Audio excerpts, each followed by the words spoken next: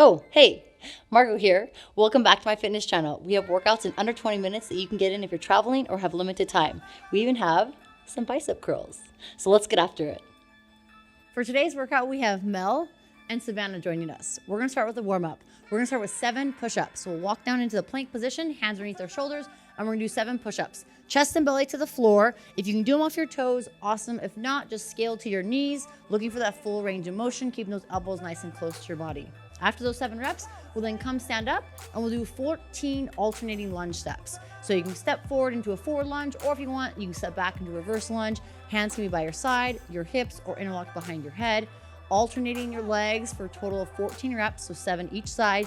Get your knee to touch the floor if you need to. Really focus on whether you step forward or back, driving through that front or back leg, bringing the legs together for a total of those reps. Nice work, ladies. Fabulous. After those 14 reps, we'll then come down to the plank position, and then we'll do 21 mountain climbers. For the mountain climbers, we're looking for the hands to be stacked underneath the shoulders. Hips are a little bit high or in line with the shoulders, and you're alternating your feet. You're getting your knees as close as you can to your elbow, getting your toe to touch the floor as you bring the feet up. If you keep your toe off the floor as you do mountain climber, that's totally fine as well. We're doing a total of 3 rounds. That was 1 round. So let's get ready for the stretching. For the stretching, we're gonna start on the floor. We are gonna do a seated side stretch. So you can have your legs crossed together or soles of feet together. We're gonna place our left arm on the floor, and then we're gonna reach our right arm up and across our body, elongating our arm as much as we can. The arm can be close to your body, or you can bring your arm out wherever you feel most comfortable. Bringing your arm out might give you a little more stability to hold the stretch. While you're here, we're focusing on reaching that opposite arm as far forward as possible or behind you, depending on where you can reach, to open up that side of the rib cage. After 1 minute, we'll then switch, do the exact same stretch on the opposite side. So same thing, reaching, twisting. We're trying to get a little more flexibility into that body. If you want, you can actually grab your hand at the back of your head, give yourself a little more reach, actually hit the tricep. Again, we're looking to elongate that side of your body in the stretch. After that, we'll then roll over onto our back, and we're going to do a a figure 4 stretch. So we're gonna start with the left leg down, and then the right leg's gonna come up and cross, and we're gonna pull our shin into our body. So depending on where you feel comfortable here, the opposite leg will be off the floor, ankle will be stacked on top of that knee, and then hands can be interlocked underneath the kneecap, going underneath that shin as well, or that calf as well, pulling that leg into your body. If this is too intense, you can always place that foot back on the floor, and it decreases the intensity of that stretch. You can relax into it. If you have really good mobility, you can pull that leg even closer. But the goal here is to focus on that shin, keeping it relatively like a perpendicular angle to the thigh. You should feel this in the glute, hamstring, and hip as well. After 1 minute, we'll then switch, opposite side. Same thing, finding what's most comfortable. You might notice that one glute, one hip is a little tighter than the other side. Totally fine. Try to relax your upper back onto the floor as you pull yourself down into that floor. If you can't grab your knee for whatever reason, you can always go to grab your shin or ankle on the opposite leg. That'll give you a little more leverage. Nice work. After 1 minute, we'll then come out of that stretch, and then we'll come up and we're gonna come to a straddle position. So legs are as wide as possible. Then you're gonna hinge from the hips, push your butt back, place the right arm down on the floor, and then you're gonna twist, reach that left arm to the sky. This is the second question for the giveaway for the Concept 2 bike. What are Landon's 3 PRs that he mentioned in the video that we released the other day? As a reminder, you'll need to answer all 4 questions in Workout 30 in the comments. You only get 1 chance to enter your answers, so make sure you have everything correct and in line when you submit your answers. So this is a standing straddle with a twist. Each minute is gonna be one side. So 1 minute on the left and then 1 minute on the right. While you're here, your legs are nice and wide. Think of keeping that back as flat as you can. The wider your legs go, the closer you'll get to the floor. If you're not able to hit the legs there, that's fine. Bring them a little bit closer. If you can't reach the floor, you can scale by putting your hand on the thigh, twisting, and reaching. If you have more mobility or you can get close to the floor, you can put your elbow onto the floor as well. After 1 minute, we'll then switch, go to the opposite side. Nice work, ladies.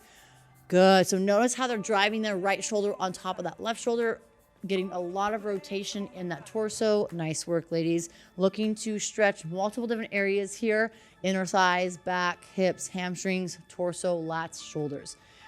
So remember to breathe, take a breath while you're there. After 1 minute, we'll then come out of that stretch and we'll get ready for the workout.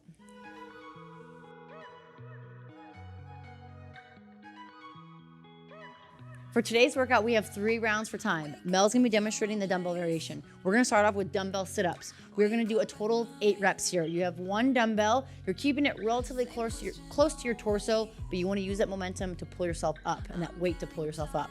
You can have the soles of the feet on the floor or splay the legs. You have an ab mat underneath your lower back. If no ab mat, rolled up towel can also work, or a sweatshirt. The goal here is to curl ourselves up.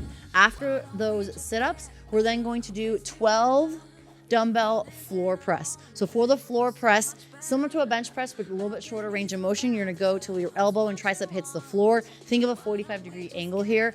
Be very cognizant and aware of this position, getting in and out. Make sure you feel comfortable bringing the dumbbells to your belly and then bringing it up to your chest. Total of 12 reps here. If at any point you need to take a break, bring the dumbbells to the side or to your belly. Nice work. After those floor presses, we're then gonna stand up and we're gonna do a sumo deadlift with 1 dumbbell. We're doing a total of 16 reps here. So you notice that her stance is nice and wide. Her feet are outside her shoulders. Her toes are turned out slightly. As she does this deadlift, she pushes her butt back, hinging from the hip, having a small bend in the knee, keeping her back nice and flat here. She's gonna go down to the bottom dumbbell, touches the floor, then she's gonna stand nice and tall, squeezing her butt at the top.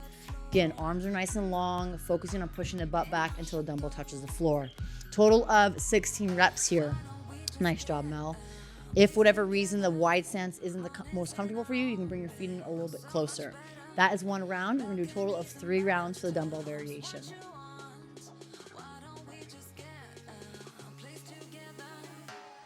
For the bodyweight variation, we have Savannah demonstrating. She's gonna start off with 8 push-ups. So she's gonna lay down to the floor, hands are in, oh, fuck my life. Sorry. Yeah, you're right, 8 VFs, okay. Sorry. Okay. For the bodyweight variation, Savannah's gonna be demonstrating. We're gonna start off with 8 VFs. So you'll lay down on the floor, you're gonna extend your arms and legs nice and long, and then you're gonna hinge at the hip, reaching for the floor by your thighs or reaching for your toes. Savannah has a great position where she's able to keep her legs nice and long here.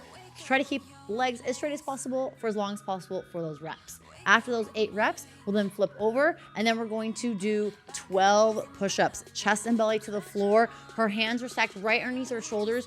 She's keeping her body nice and rigid. Really focus on pressing your hands into the floor as you do a push-up here. Squeezing the butt and quads will also help. You can have your feet about hip width distance apart. It'll give you a little more stability. Nice work. After that, we're then going to do sumo squats. For the sumo squats, your feet are going to be outside your shoulders and you're gonna press your butt back and down as far as you can. So just a note here, Savannah has amazing mobility and she's able to get her hip crease below the top of her thigh while keeping her knee tracking in line with the toes. That is great. If you're not able to keep those knees tracking over the toes, shorten the range of motion like so. So it's a little bit more of hip crease above the top of the thigh for that sumo squat. The goal here is to ensure that the knees stay over those toes and they don't collapse. Nice job. Doing a total of 16 reps here. After you finish those 16 reps, that completes that 1 round. Just like the dumbbell variation, we're doing 3 rounds for the body weight.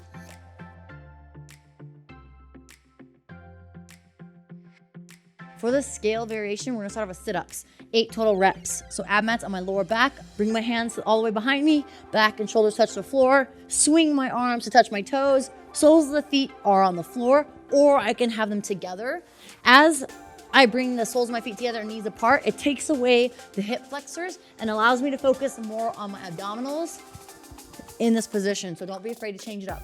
After 8 total reps, we're then gonna switch to knee push-ups. So I'll come to a plank position, knees on the floor, toes up, chest and belly to the floor, keeping the arms nice and close. So think of the inner bicep rubbing or pressing against my rib cage as I do those push-ups. If you need more stability, drop the toes as you do those push-ups. After 12 reps, we'll then come stand on up and we're going to do 16 good mornings. So feet can be either wide, similar to a sumo stance or outside my shoulders, or they can be closer to my hips. I wanna push my butt back, flat back as much as I can, standing nice and tall, squeeze the butt. Hands can be long by your side or on your hips. The goal here is to squeeze that butt, and as you hinge, flat back. If you have really good mobility, you might be able to get it back further. If you feel like you're hinging here and your back starts to round, stop there. I wanna make sure back is flat for these good mornings. Squeezing the butt, standing nice and tall. Total of 16 reps, 3 rounds for time, just like the 2 other variations. Been a little too nice for y'all. Now I gotta up price on y'all. Snake eyes on dice for y'all. Shoulders on ice for y'all. 8-6 all the hate. I won't get a ball today. Got lost in the ball and A's. I'm flipping the bars, I'm flipping the on record, off record. I still count wins when they got it. On record, off record. I let them take advantage. I was wildin'. On record, off record deals. Tell them talk to Colin for the quote. On record, off record. I still want the act, not the ghost.